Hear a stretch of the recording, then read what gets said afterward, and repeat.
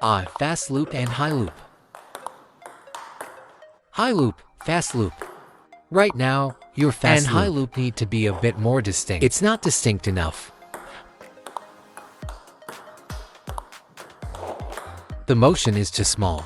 The backswing is too small. Right. Good.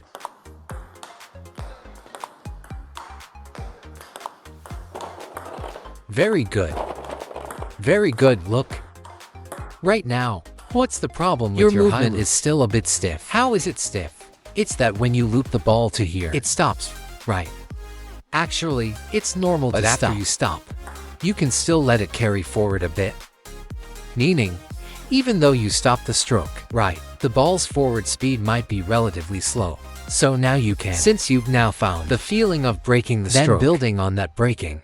After you snap and the ball travels your forward, motion should smoothly follow through. Let the motion try to make the degree of completion a bit fuller, bigger follow through. We'll do another set in a bit. Don't rush. Did everyone understand what I said? This is a fast loop. This is a fast loop.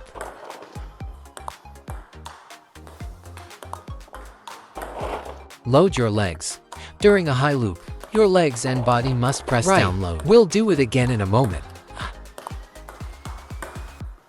Carry forward a bit more, high loop. Right. That's right. Carry forward a bit more on the high loop. Then it won't look so stiff. Very good. Everyone, look at this. Isn't this a huge improvement compared to the very beginning? Secondly, the overall success rate and the consistency hit rate will be much higher. Right, friends. This should be the 14th or 13th lesson. And then, someone just asked about the forearm snap closing the forearm. Let me explain it to you guys. No matter what kind of ball it is, you need to snap the forearm. But everyone must understand. What does closing the forearm mean? Might think the meaning of closing the forearm is that your forearm swings a large distance, or that your forearm swings fast. Actually, in table tennis, this is not called closing the forearm. Understand? That kind of completely useless. It's ineffective. What is the forearm snap we require? This is my personal understanding. I don't know how others understand it. The forearm we use to loop, right, this has a midpoint here. This crook of the elbow, right, this crook, is that at the moment you contact this the ball, part of yours has a sudden acceleration. That is called snapping. It doesn't mean the angle between your forearm gets smaller and smaller, or the angle gets, or that squeezing it tighter is called closing the forearm. These are all wrong. Do you understand what I mean? Meaning, at the crook of your forearm, as long as, at the exact moment it's a high contact or a fast at this specific spot, there is a sudden acceleration and a breaking, or even a feeling of a sudden stop. That is called the forearm snap. It's not saying my forearm absolutely must clamp tightly, and only then is it a forearm or snap. That closing your forearm fast is called a forearm These snap. Are all ineffective. Understand? Can you hear and understand what I mean? If you understand, type a wave of can understand. Come on. Alright, see, many people have noticed it too. What you guys said is correct. Many people are saying that Brother Bao's looping is still a bit stiff. Right, true. So many people haven't hit the follow button or lit up the fan badges. Let me just tell you guys. I'll stick to my previous point. Right now, what does Brother Bao's loop look like? I'll demonstrate a couple for you. Right now, your loop currently. Let me explain. Brother Bao, listen to this too. Right now, Brother Bao's loop might still be a bit stiff. Right, it still has this kind of feeling. Look, look. It just completely stops right here. Feels a bit stiff. It's still at the moment of contact. After finishing, we can follow the ball and carry forward this a little bit. Your body won't be as stiff. Look. It won't be stiff anymore, see. After the loop, it has a smooth follow through with the ball. The knees are completely. Everyone feels, you will feel very stiff. And sometimes the trajectory of your loop is too short. Or you might feel that ultimately, the quality or spin of the loop isn't quite there. It means your stroke still has a little room. Extended outwards a bit more. But where are you better than before now? It's that you can find the hitting point now. You've found this breaking feeling and the feeling of brushing the ball. But building upon this foundation, there is still room for improvement.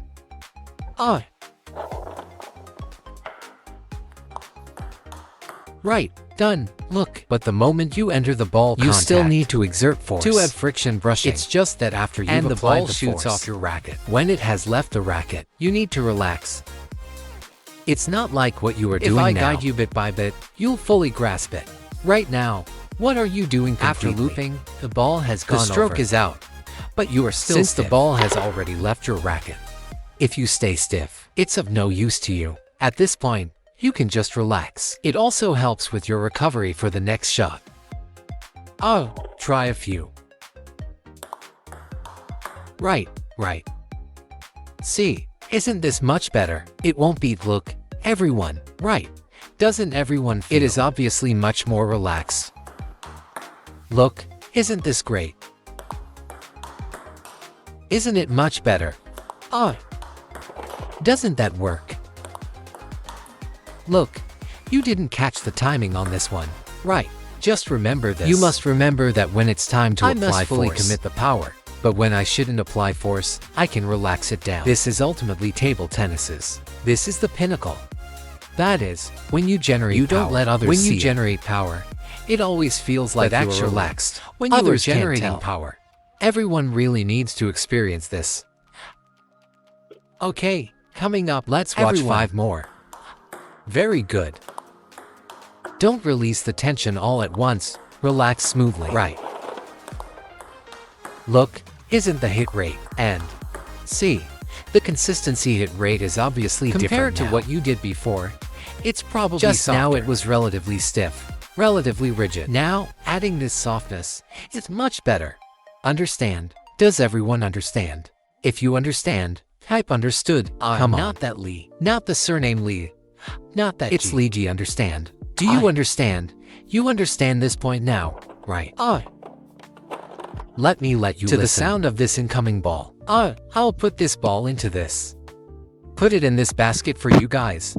Then you can roughly listen to the sound in the basket. Listen to this. The sound of this ball coming in.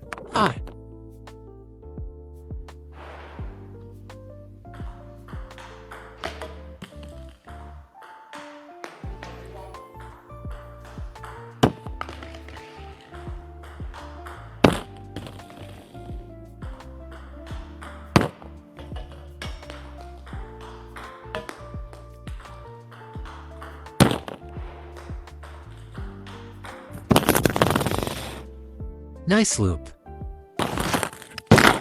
It's much spinnier than before. And now look, your control I think is better than before. Better than before. Brother Bao was self-taught before. He played for 5 years. Wait a second. Everyone listen to me for a moment. Looping a high loop and a fast loop are absolutely different. Many people feel that with a high loop, aren't you already sitting on your butt? Or they feel their body is leaning backwards. But let me tell you, a high loop can only be looped like this. You guys can go watch Sushin or Ma Long. It's most obvious when many people play short balls. When looping a high loop, our whole body sinks down onto our glutes. And our core and abdomen are always pointing upwards. Which is what you guys call leaning backwards. But think about it. High loop. If you don't loop it like this, can you lean forward to loop? It's illogical. Therefore, if you want to loop heavy spin, you sit down. Hey, sit down. 1. You guys must do what? Sit and loop. When you finish looping, your glutes should be in this position. You have to feel that through your 2 legs and your glutes. You are able to compress the power. It's this kind of feeling. It's this feeling. And your abdomen. It can be your like your abdomen, this. Right. Look, let me demonstrate. When you loop, you can loop like this. Your legs must grip. Your power is in your waist, your torso, and your glutes. You will sink in to brush the ball much more solidly. But if you just drag it forward like this, absolutely impossible. Absolutely impossible. You can be sure of that. I don't know if you can understand. If you can comprehend it.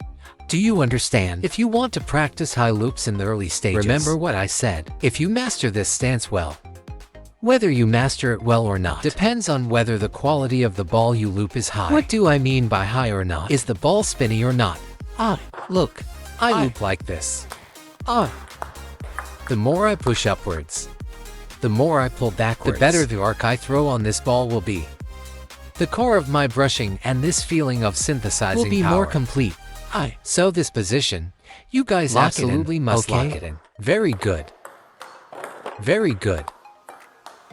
Everyone, sit back onto your glutes. Look, right now your glutes are still like you this. are still in this state. Look, brother Bao is still in this state. You guys also remember, it's still the this abdomen state. is still a bit. There's a slight feeling of leaning like forward. this. You won't generate spin. You can do this. Don't you already have the feeling now? Right. Since you have the feeling, now do this. Come on, sit. 1, sit. 2, right. Find this feeling to loop. And then, your hand shouldn't travel forward Try anymore. To keep it closer to your body. Meaning, even though your body and your torso are leaning back, your hand can't keep going out here. Wouldn't that be illogical? Right. Your hand and your body still need to maintain a very good relative distance. Do you understand this point? Does everyone understand? I'll understand. To speak honestly, what kind of ball can you guys loop a high loop against right now, if you have no foundation, or if you are just learning to loop? Because it's currently impossible for you to execute a fast loop. I can only say it like this. I'm speaking from the heart. I have to teach you things that are practical. If you're talking about this kind of ball, you might push it back. Right. If you want to fast loop this kind of ball, practice everyone for at least 10 years or more. It might even take over a decade to execute. But I'm saying, right now, to let you guys have something simple yet practical, it's the high loop. When the opponent pushes the ball over, you can always choose to high loop it. First, it's stable. Second, it has a high scoring rate. So you guys can just practice this. Okay, you can practice and then this when you've mastered this. Like you right now. For example, hey, once you master the high loop, I won't be able to pick out any flaws in you at all. Right. Or whatever ball comes, you handle it with no footwork patterns, irregular placements. Then you can start incorporating the fast loop. So that depends on your progress. Or everyone's progress. Whether you guys can reach this point. Come on. The hand needs to pull back.